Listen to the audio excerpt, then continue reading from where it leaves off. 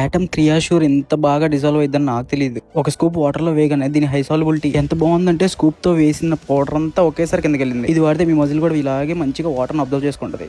ఈ రోజు the gain series లో డే 17. లాస్ట్ వీడియోలో అప్పర్ బ్యాక్ ని ట్రైన్ చేసాం, ఇప్పుడు లాట్స్ ని ట్రైన్ చేయబోతున్నాం. మనలో చాలా మంది వరకు లాట్ ని ట్రైన్ చేయడం రాదు.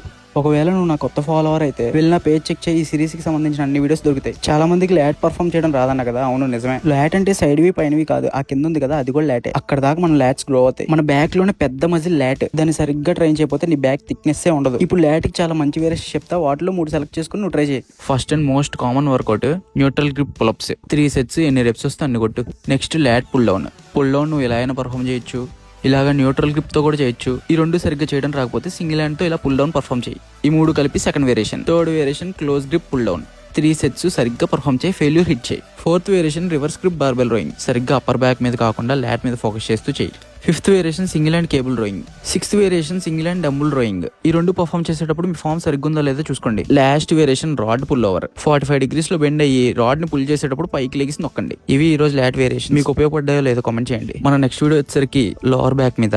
లోవర్ బ్యాక్ కోసం మంచి వేరియేషన్ చెప్తా, ఫాలో కొట్టు, నీకు కూడా వీడియోస్ వస్తాయి. వీడియో స్టార్టింగ్ లో ఆటమ్ క్రియాషూర్ అన్నా కదా, ఇదిగోండి ఇదే 100% ఒరిజినల్ క్రియేటివ్. దీని అబ్జర్ప్షన్ కూడా చాలా బాగుంటది. ఇంకేంటి late, as it is website open చేసి ఆర్డర్ చేసి నా కోడ్ యూస్ చేయి, నీకు డిస్కౌంట్ కూడా వచ్చింది.